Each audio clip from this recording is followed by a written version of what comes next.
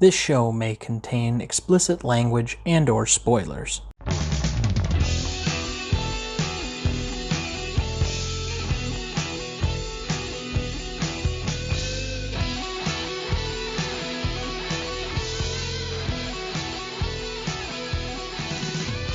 Welcome to the Greatest Movie of All Time podcast. I'm Tom Duncan.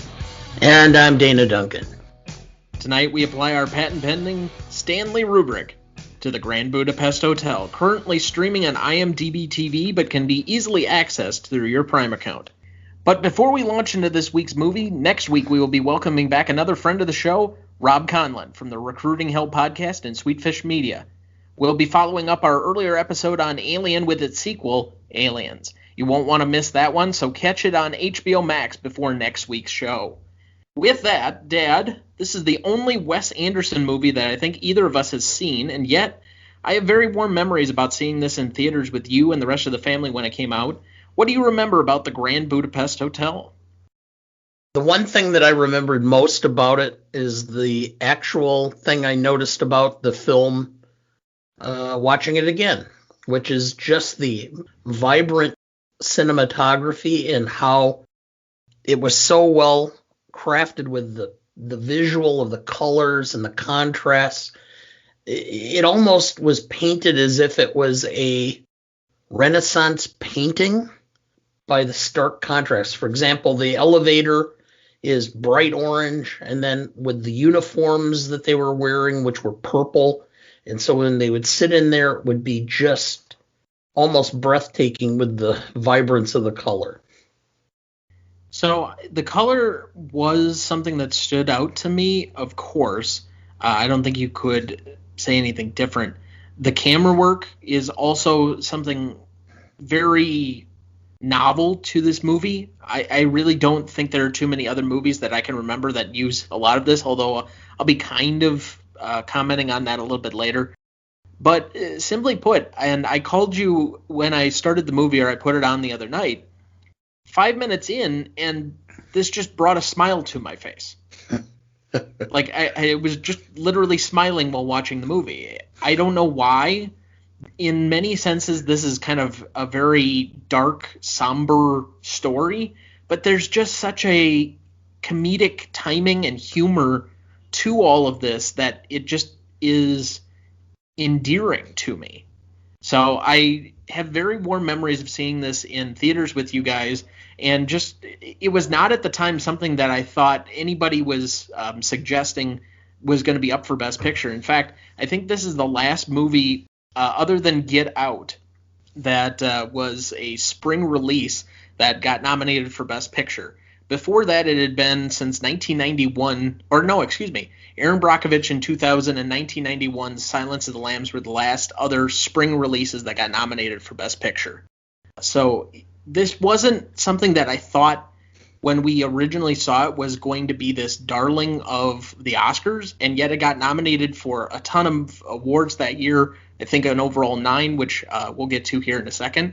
And it was just a well-received popular movie, even though it didn't reach like the true critics' heights. I just think this was this just widely appealing movie.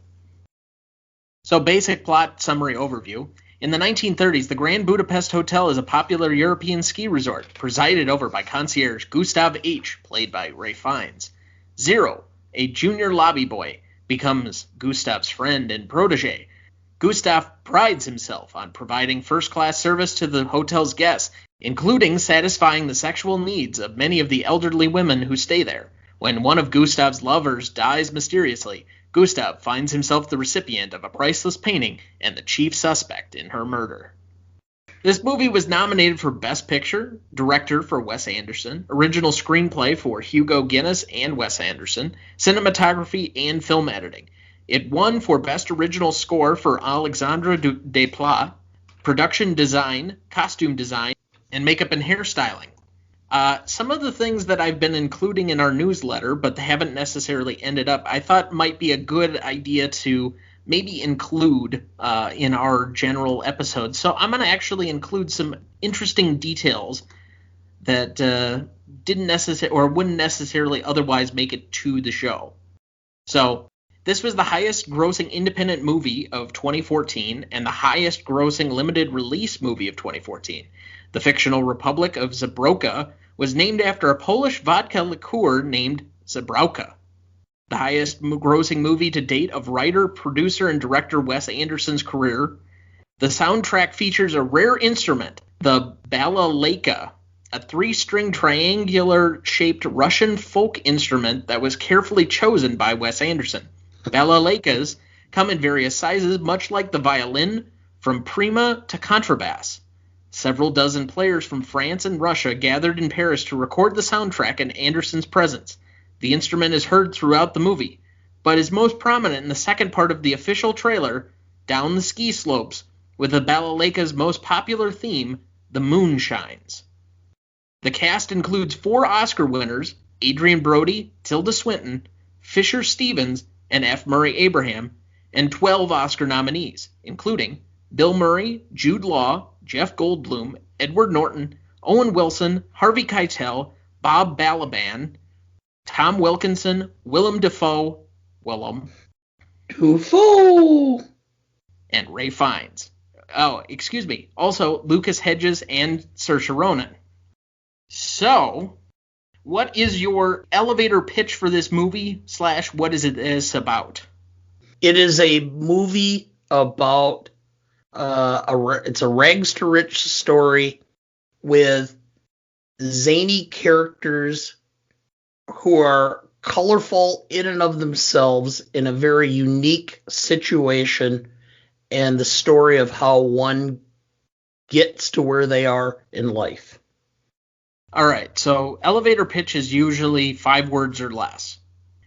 Buddy adventure film involving murder. Now, I went a little bit longer to what is this movie about, but buddy adventure film involving murder, a rich inheritance, and eccentric characters set against a 1930s Eastern European background. Because really, at the heart of it, it is a buddy adventure.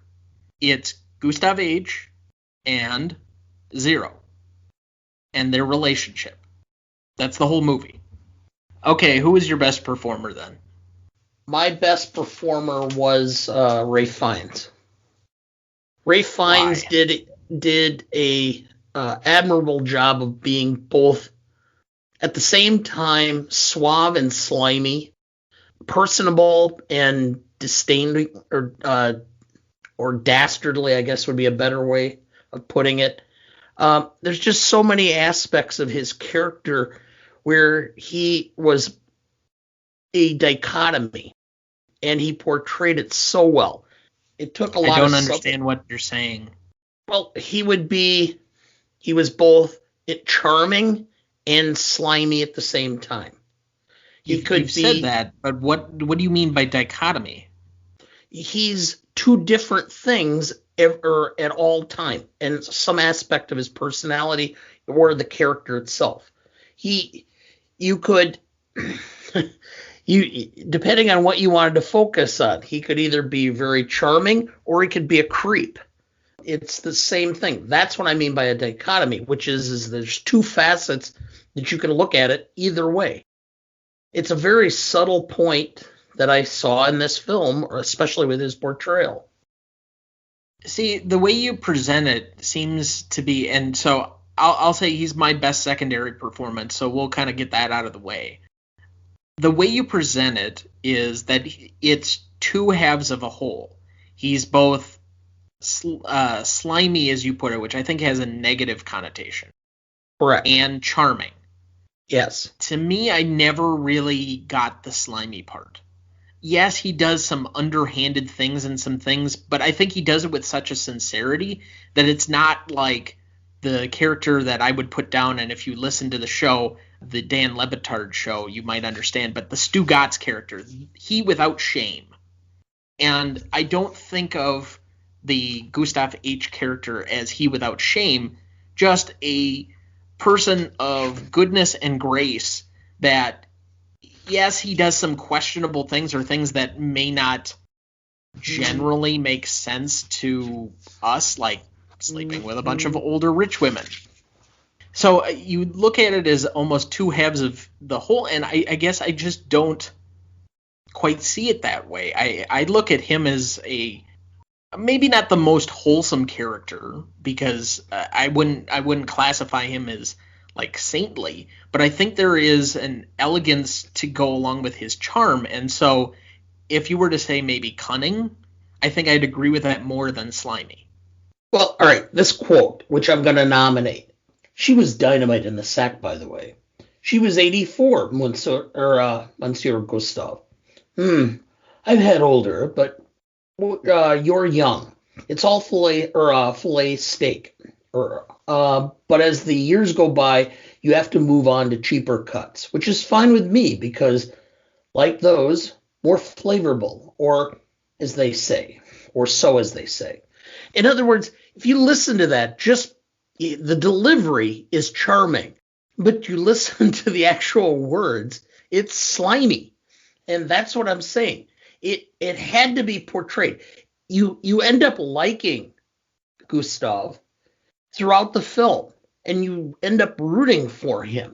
But there's so much about him that is sinister or almost nasty that if Ralph Fiennes did not play the part subtly and evoke a certain element of charm and sophistication, the part could have come off. You would have had a much more difficult time rooting for him. That's what I'm saying. I don't know. I guess the feeling of it, I understand your point. I just don't necessarily feel that way, if that makes sense. For me in this movie, there really was no better character than M. Gustave. And he's kind of portrayed as a man time forgot. He's kind of this true gentleman that knew of friendship, loyalty, kindness, and spirit. And he's also the one that seemingly has a mind to get around most of his problems. There are very few times where he's either outmaneuvered or doesn't have some type of plan or situation that he can figure out how to either charm himself or outwit whomever he's against. And every time he does get a bit of luck. So I went with Wes Anderson. I think that this is probably the peak of what most people would feel is his movie-making ability. That's why I was really hoping, and I think you and I were both looking forward to The French Dispatch that was supposed to come out last year and has obviously been pushed due to the lack of theaters to this year, we hope, which is kind of another one of these Wes Anderson-type venues with a lot of famous actors and really big names in it. And I think it is going to have somewhat of the same flair. But I compare it to, like, when you've told me that you know exactly when Eric Clapton is playing guitar. I don't necessarily feel that way, but like when Santana plays, you just know it distinctly.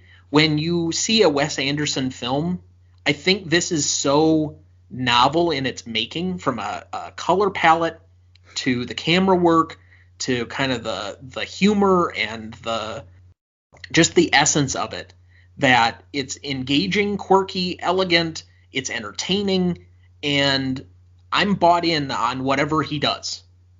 Like, I still haven't seen Isle of Dogs, which was a animation movie. That's the only movie he's made in between now and when The French Dispatch was supposed to come out. But he's one of those people, you see a certain movie and you just like it so much that you're like, yep, anything this guy does, I'm in on until he loses that relationship with me. There are a few directors from this past decade that are kind of like that for me. Greta Gerwig is one. You talk about Ryan Coogler and Damien Chazelle, which we discussed a couple of weeks ago. All three of those are on kind of the same level, and I'm pretty much bought in on anything Wes Anderson wants to do. Understand. I mean, it was so well done, and that's really my secondary performance. I had him as my secondary performance, as did I also mentioned Robert Yeoman, who was the cinematographer. Just the fact of the camera work, the color. To me, the color was so rich and beautiful, and the angles they used to shoot and everything about it. It was just artistically beautiful, and it made an elegance in the film that was supposed to be conveyed and it helped enhance the elegance of the hotel and of the characters, and made it almost funnier by the absurdity of some of the characters and some of the situations. So, since you mentioned the cinematography multiple times, and I certainly didn't get this when I was watching it the first few times around when this was in theaters, and I think we watched it one other time past that. It's been a few years since I've seen this movie. But now that I've watched some older movies, I kind of got the impression that this is kind of a throwback to older style black and white movies, but with A, sound, and B, very distinct color. The way that they step back with the camera shots and that kind of diagrammic or diorama type viewpoint where you almost seem removed, like it's almost on its own stage play and you're just looking in on a box of what's going on in the action, and they don't really move the camera other than when it pans over in those very quick pans. But you seem somewhat removed, and yet it adds to the artistic essence of what this movie is. I think it adds a certain character to the film somehow, and that's unusual for the cinematography to add some personality beyond just the way something looks. But simply, I think it evoked a level of humor and feeling to this as well. Yes, and really, this movie is in large part a lot of inside jokes and a lot of kind of a homage to older films and how it's done and portrayed. I mean, it almost goes back to what's the 1930s film that had Lionel Barrymore? Which one? The one that takes place in a hotel. Grand Hotel. Grand Hotel. It's almost 32. Yes, it's almost an homage to the Grand Hotel. And there's certain aspects. I mean, for example, okay, one of Jeff Goldblum's most critically acclaimed performances was the Ernie Kovacs story. And he played Ernie Kovacs. So Wes Anderson named the character Deputy Kovac basically as a joke because of Jeff Goldblum's relationship to the other movie. Well, and I feel somewhat regretful that I didn't understand some of this humor set of his. And so one of the movies he had made before it, The Life Aquatic with Steve Zissou, was a movie I turned off almost immediately because I didn't understand what the heck that was. And it's something I probably should go back and try and revisit, knowing now kind of what the humor is. But I'd like to try more of his back catalog, now understanding a little bit more about him and what he's trying to accomplish as a director. There are several other of his movies widely available. I think The Royal Tenenbaums is streaming somewhere. I think maybe on Prime. So you can also go and check that one out. And I'm sure we're going to cover some of his other movies as we go along as well. But so my best performance was Wes Anderson. My best secondary was Ralph Fiennes. You had that in reverse order. So then what did you give for your most charismatic? Do you have any question at all? Really? You have to ask me? Bill Murray? Saoirse Ronan. Are you ever going to say her name right? No. Well, that's all right, because they had a whole SNL monologue on it. I know. Saoirse Ronan. Saoirse Ronan. I just have always, everything she's been in, I've just thought she is captivating. And so... This is her most withdrawn part. I know, but still. I'm so drawn towards her, I have no choice. It's one of my celebrity crushes. It must be all the mousiness, right? Well, the accent helps. So I still haven't figured out exactly how someone in East Europe is going to be there with an Irish accent, but maybe that's one of my questions for the end of the film or of the program. Literally no one in here had any bit of a proper accent. Edward Norton sounded like he was from 42nd Street. Yes. Bill Murray sounded like he was from Chicago. I mean, that was not an important part to the authenticity of this film. For charismatic, I went with the obvious. Ray Fiennes to me was the most charismatic. I probably should have recognized somebody else, but I think by far he is the character that carries the movie in most ways. Even in his harshest moments, it was never too harsh or over the top. Like, he's yelling at Zero one moment, then he has complete regret, and he's able to do it with a certain elegance and flair. And he just had somewhat of a kindness and a warmth to the character that was engaging. And simply put, I think he would be the kind of friend and mentor most people, including myself, would want. That's my name drop. So I got to see Ray Fiennes in a play in New York and hung around in the stage door and got his autograph and got to chat with him very briefly. Very warm, pleasant individual.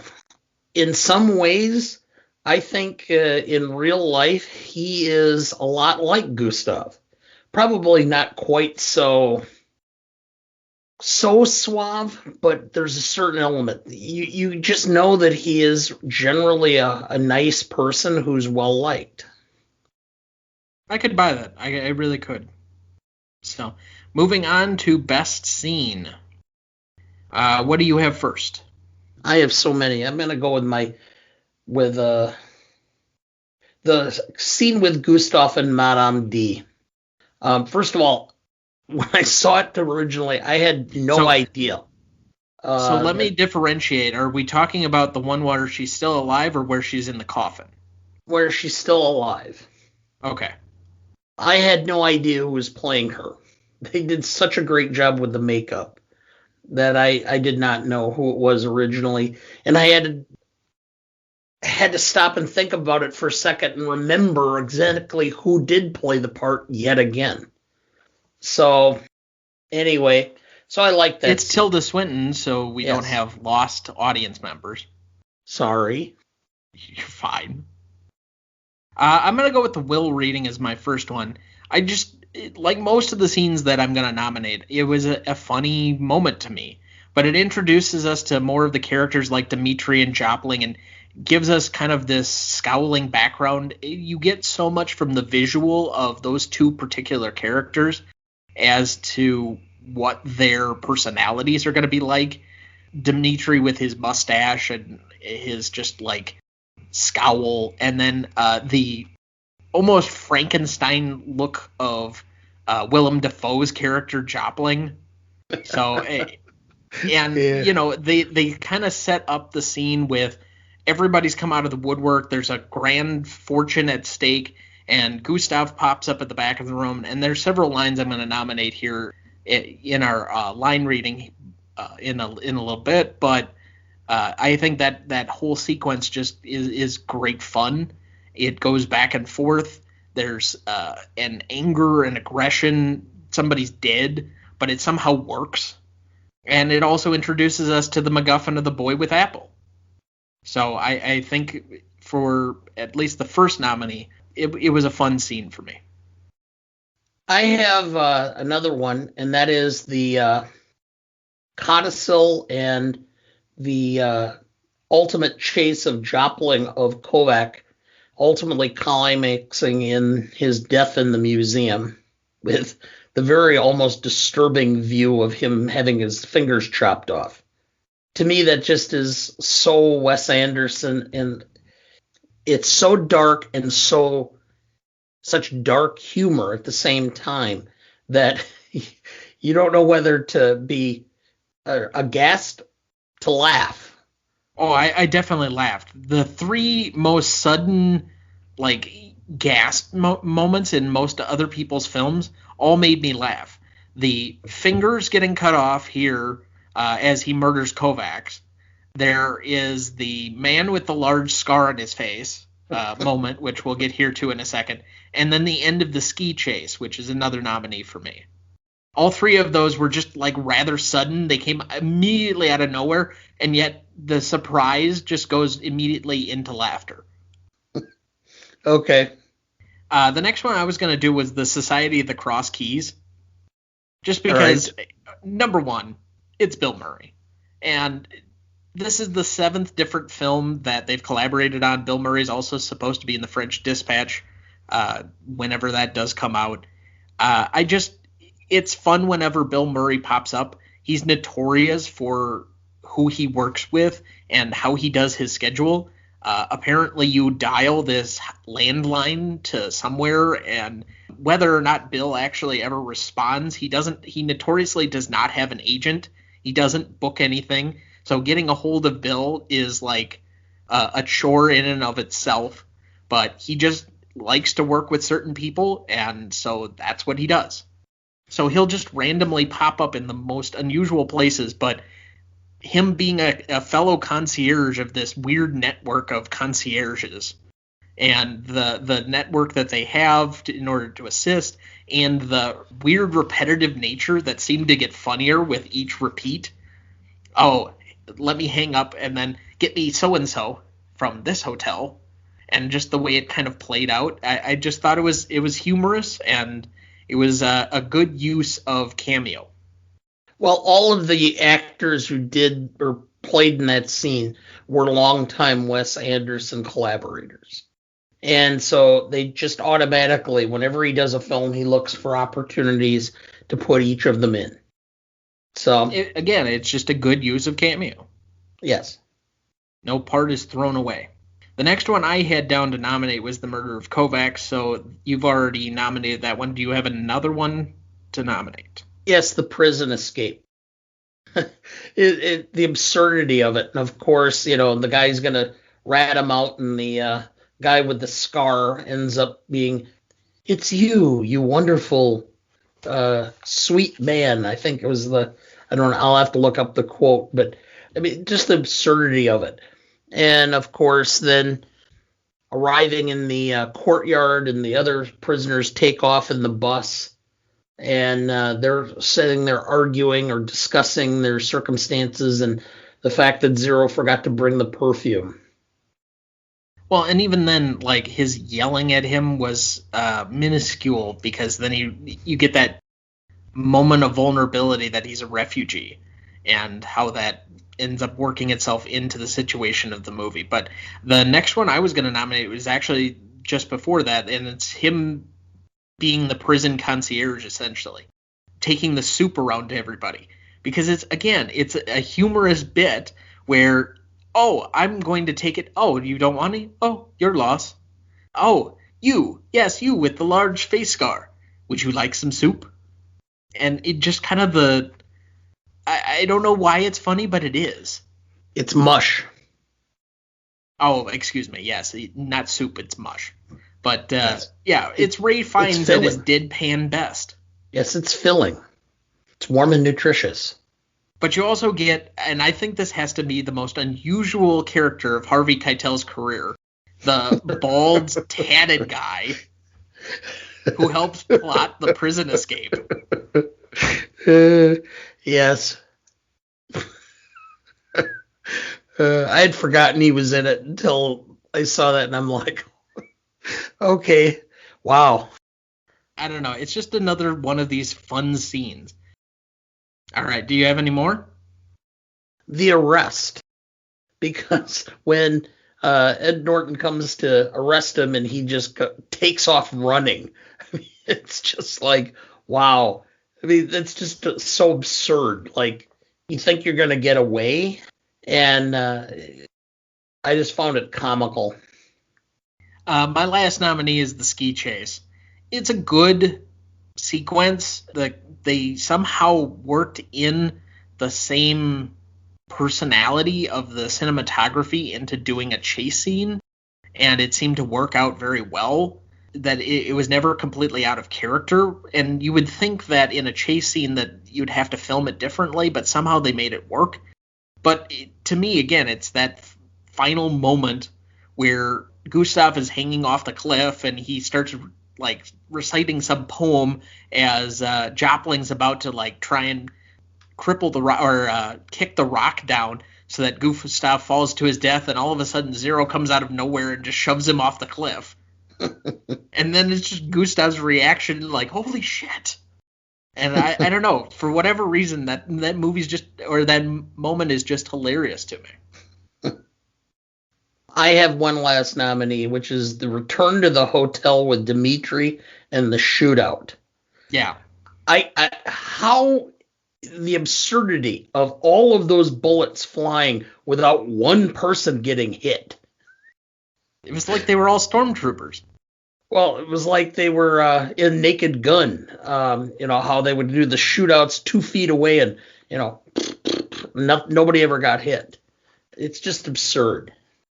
Yeah, I did enjoy that particular part of the conclusion. All right, so out of these, what was your favorite scene?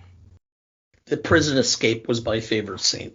It's just such a madcap situation. It's hilarious to me. The absurdity of it. I just like that scene the best. For me, it was Prison Concierge. That he didn't get the shit kicked out of him for the man with the face scar, and then Harvey Keitel and all. I don't know. That just made me giggle. What's most indelible moment for you? I'm going to actually name a scene that I was going to nominate and I didn't, and that's stealing Boy with Apple.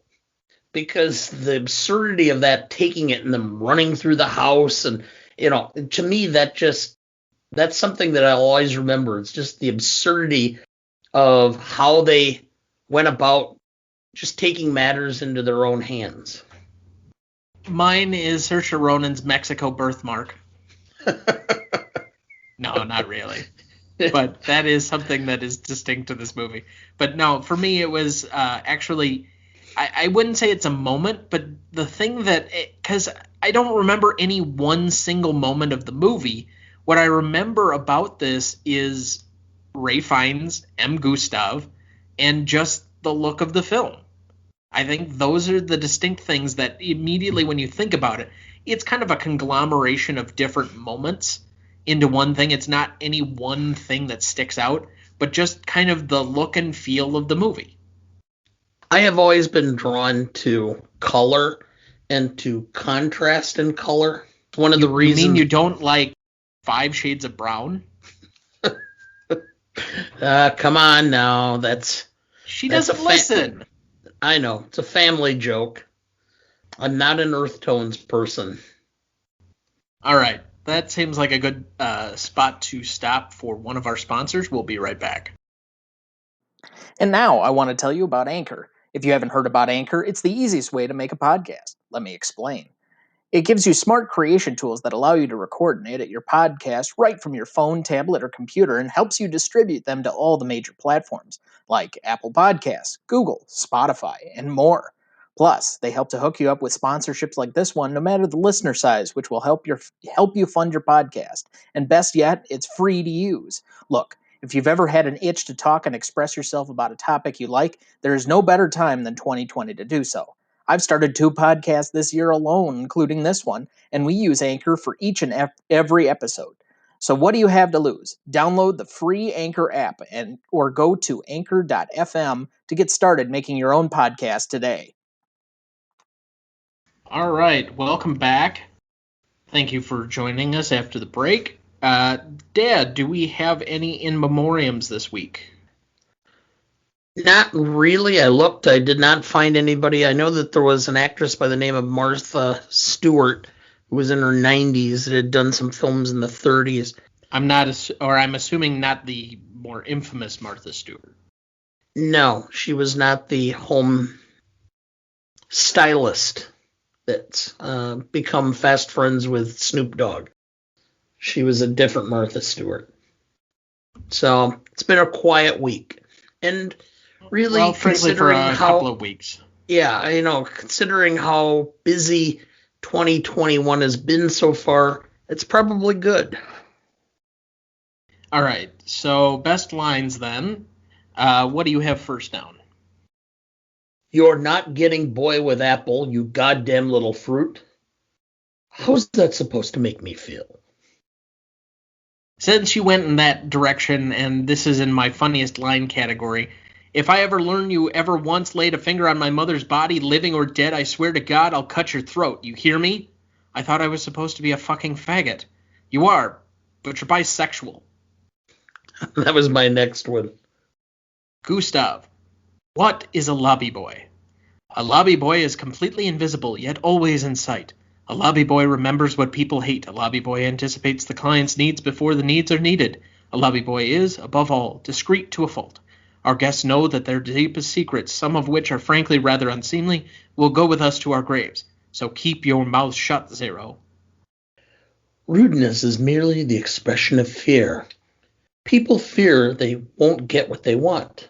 The most dreadful, unattractive person only needs to be loved, and they will open up like a flower. What happened? What happened, my dear Zero, is I beat the living shit out of that sniveling little runt called Pinky Bendinsky, who had the gall to question my virility, because if there's one thing we've learned from Penny Dreadfuls, it's that you find yourself in a place like this, you must never be a candy ass. You've got to prove yourself from day one. You've got to win their respect. You should take a long look at this ugly mug this morning. He's actually become a dear friend. You'll meet him, I hope so. She was dynamite in the sack, by the way. She was 84, Monsieur Gustave. I've had older. When you're young, it's all filet steak. But as the years go by, you have to move on to the cheaper cuts, which is fine with me because I like those. More flavorful, or so they say. To be frank, I think his world had vanished long before he had ever entered it. That's all I got.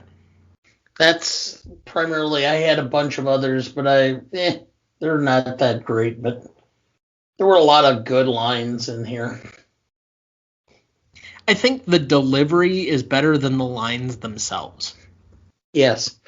A lot of it is timing, which is interesting since none of the actors in here were comedians, except Bill Murray.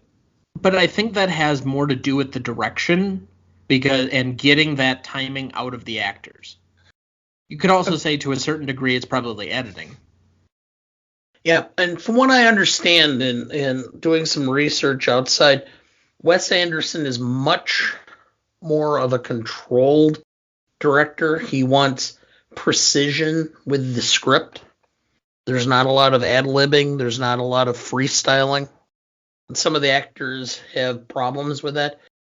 Ray Fiennes, for example, was very concerned that his more ad-lib or freestyle method of acting was not going to blend well with Wes Anderson, and had to be assured that there would be certain elements that they would rework the script to accommodate him if he felt it necessary. All right. You ready for our Stanley rubric? Of course. Of course, of course. It depends. It depends. All right, Legacy, what do you have down? 6.5. Not a film that, if you mention it to a lot of people, they don't remember it right away. You have to remind them somewhat. That's why I went with 6.5. It's above average. People will remember the film, but just not one that is in the mainstream. So this is one that I know of when I turn it on, but it's not one I think of often or would make it as like one of the great movies of the last decade if I made a list. This would be one that, oh yeah, if somebody else included, you're like, oh, I really loved that movie. And that's why, for me, when this popped up on Prime the other week, I'm like, yeah, we should cover that one because I really enjoy the movie. But it's not one that I immediately think of. Yet, in the people that I talk to in my daily social circle, I'm actually surprised how many people had either heard of the film that I didn't think would have heard of it at all, and even the few people that had actually seen it. And I think universally, as I mentioned at the top of the show, this is just a popular movie if you've seen it. But I gave it a 6, so that'll be 6.25 between us. Again, I think removed, it is hurt a little bit by the fact that this is the biggest movie from Wes Anderson, and we haven't really gotten anything huge since then. He did Isle of Dogs, which, again, unless you're like part of film circles, is just kind of an under the radar movie for most people because it was an animated film. And The French Dispatch didn't come back, or didn't actually come out last year, so we haven't had this new or renewed conversation on Wes Anderson. So it's kind of one that now it's 6 years removed, you just don't think about in the same way. Well, 7 years pretty much, I guess, at this point, because it would have been a spring release. So this is just kind of a little bit of a lost movie. But I think that, again, because if you mention the name, there's an association, people still enjoy it. So I wavered a little bit. I wasn't sure where to go, but I ultimately landed on a 6. So that's 6.25 between us. Impact significance, I feel like I'm repeating, but I had about the same level of difficulty trying to give this one a proper score, and it was a 6. But I think this one's a little bit more nuanced for me. So it was a surprising box office hit for Anderson. It's by far his best grossing movie. It was kind of a darling indie film at the time. But again, he only has made one movie since, and this is kind of in the where we're only a couple of years into the legacy category, because usually we try and say that impact significance is in that first 5 or so years. We're only 6-7 years removed from this movie. And it was nominated for a bunch of awards, but especially in the expanded Best Picture category, it seemed like a lot of the awards for this movie were add-ons or tack-ons because people just generally liked the movie. They liked kind of the craftsmanship, the artwork, or not the artwork, but the artistry to it. And because it was kind of a generally popular film, they decided to throw it in a whole bunch of categories. I don't think it was universally seen as one of these great movies, but it's kind of the way you've told me the story of Budweiser, that it's the most, or everybody's third favorite beer. You know, I think this was everybody's 5th favorite movie that year. Yeah, I understand. And because this was a spring film and there weren't too many films coming out at that time, that's one of the reasons why I wanted to see it so bad, because there's so few films that come out during the early part of the year that are something that I personally am drawn towards. Most of them are, the films that I could, if I watch them, whatever, I don't really care. Fast and Furious or The Avengers or, yeah. Yeah, or I'm trying to think of films about this time frame. The Independence Day, that type of thing where, that was like 20 years before this. Well, I'm just saying, that's just one of the films that came to mind, that it's a film that I don't necessarily get drawn towards because it's a summer blockbuster type of deal. I've never really enjoyed the summer blockbusters because they're not designed or targeted for me. I'm an old fud. And have been for quite some time. But anyway, what was your score? 6.5. Okay, so you did a repeat as well, and I don't remember if I gave my proper score, but I had a 6, so that's, again, a 6.25 between us. Novelty, I had a 9.5. I really had a hard time giving it the full 10, so here's the one thing that I'll say, and this is where I'm going to reserve it. I think by the time we're done with the show, we'll have probably had the space to review The French Dispatch. And from what people were talking about it, I think that is going to be this movie, but even more Wes Anderson-y. Like, you talk about certain directors and they have a flair, and then they just like steer directly into the things that make the personality of their movies. Like, Chris Nolan has steered into the essence of what Christopher Nolan movies are, and that's what Tenet is. It's the most Christopher Nolan-like movie. And I think this is probably, to date, the most Wes Anderson movie that you could possibly have, except that I think that he can still top what is a Wes Anderson movie. There could be a more Wes Anderson-like movie than this. So I reserved it and gave it just that 9.5. But again, you talk about the camera work is unlike anything I can think of other than maybe old Hollywood in the way that it kind of steps out of the frame a little bit, or it takes a step back in order to display the full picture, but doesn't really move the camera with people a lot. It isn't having those back and forth cut shots over the shoulder to do conversations. That's pretty ordinary. It's really not following in that same direction. You're just kind of getting these step back camera shots for most of it. The color scheme is much more played up, especially with some very bright neon-like colors. It's dark yet quirky and kind of funny. The humor is distinct.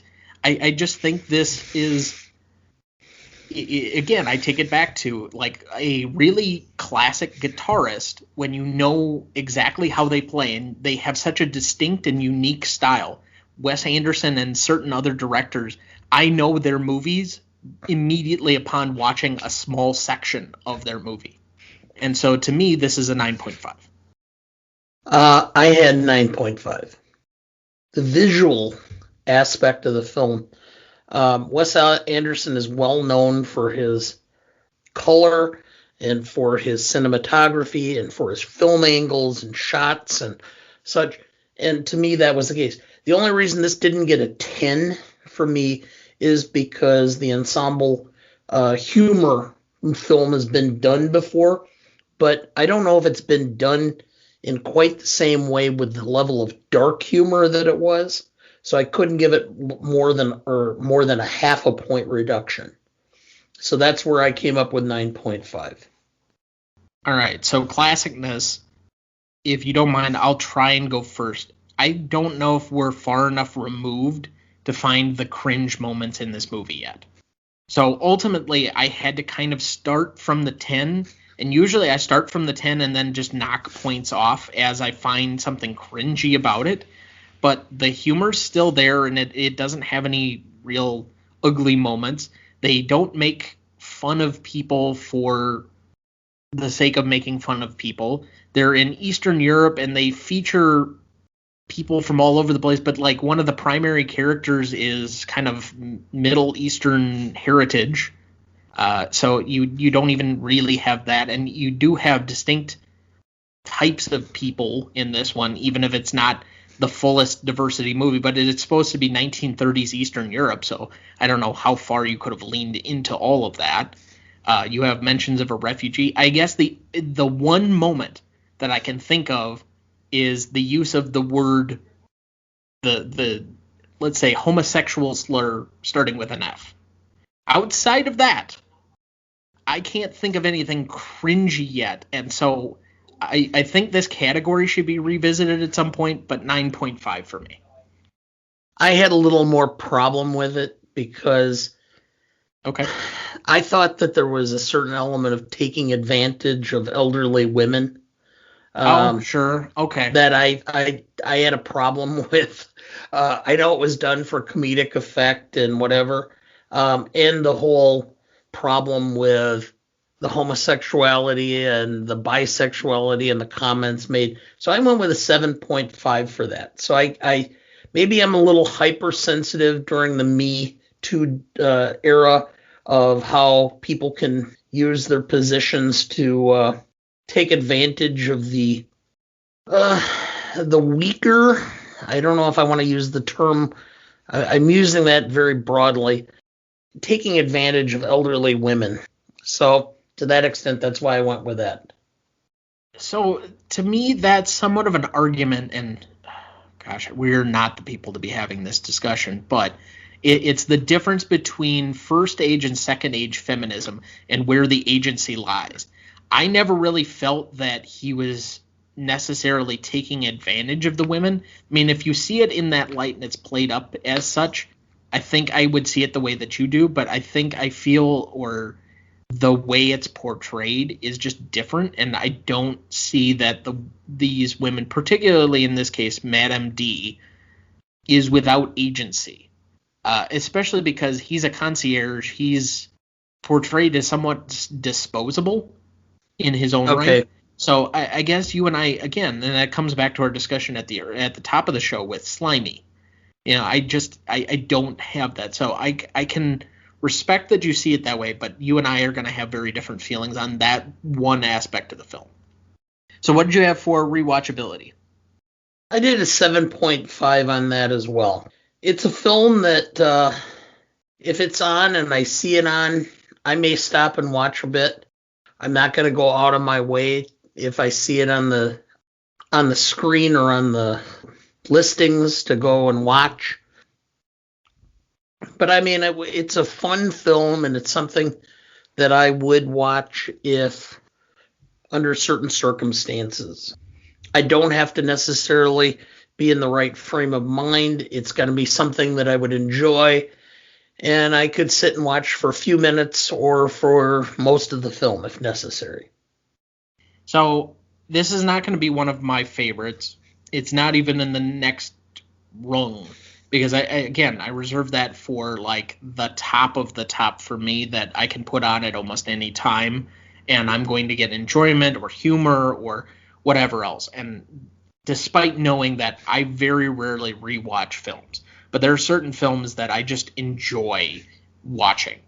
It's not even in that next tier, but because, again, and I remember distinctly as I was watching this, 5 minutes in, I called you because there was just a smile, like a grin on my face. I giggled in this movie.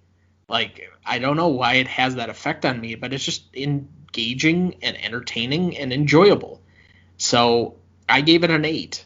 It's not too different from yours, so it'll end up at a 7.75.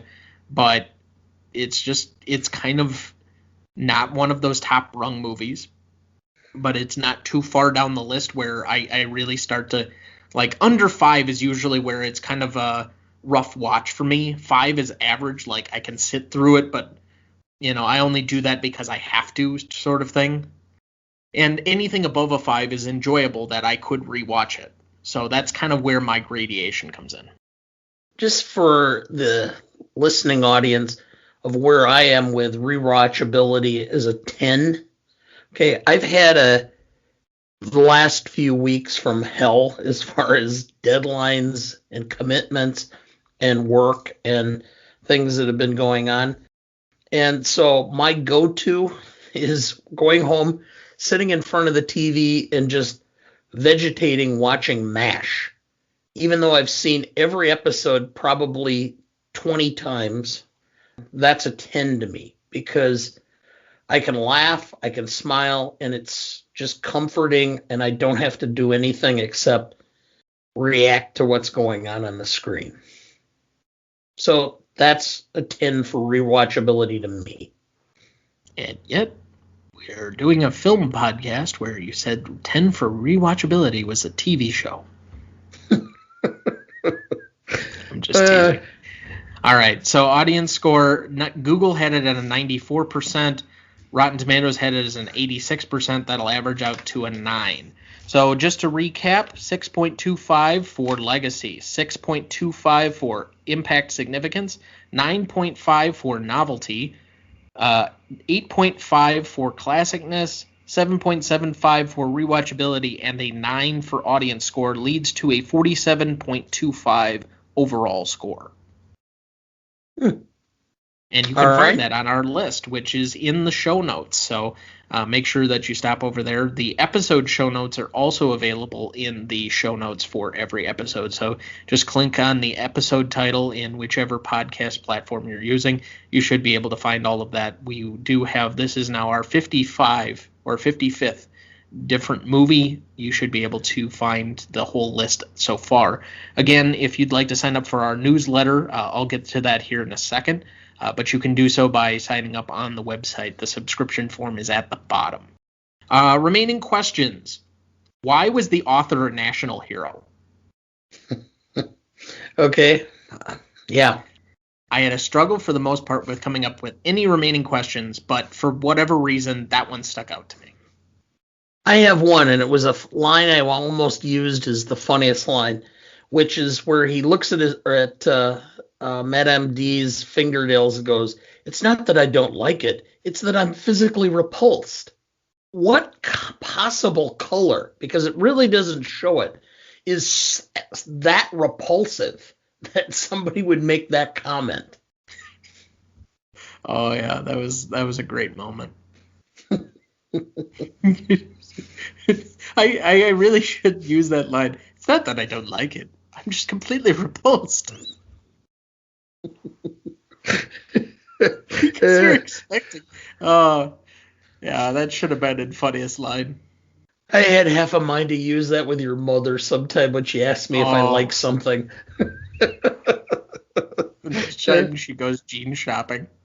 Oh, don't even go there. Wow. Yeah, you'll be coming down here to stay for a while. Yeah. I mean, it was enough I made a joke about her having like 5 different color of ribbed turtleneck sweaters, and oh god, yes, she stopped wearing them completely. All right, you have any other remaining questions? No, I don't. I don't think this leaves a whole lot of remaining questions. It's kind of a contained story.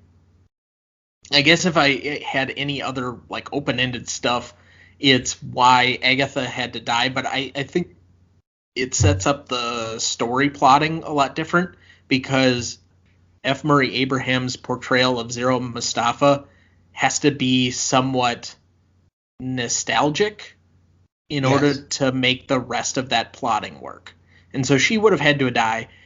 My guess is if anything, I would have liked to have given them a little bit more time together, like, I don't know, 5 or 6 years. But the fact that his child and his wife both died very suddenly after the events of this film just kind of undercuts that happy ending for me. Well, what it ultimately shows is that money can't ultimately buy happiness. I suppose. Well, this is my life. It always will be. There's nothing else. Just us and the microphones. And those wonderful people out there in the dark. All right, Mr. DeMille, I'm ready for my close-up.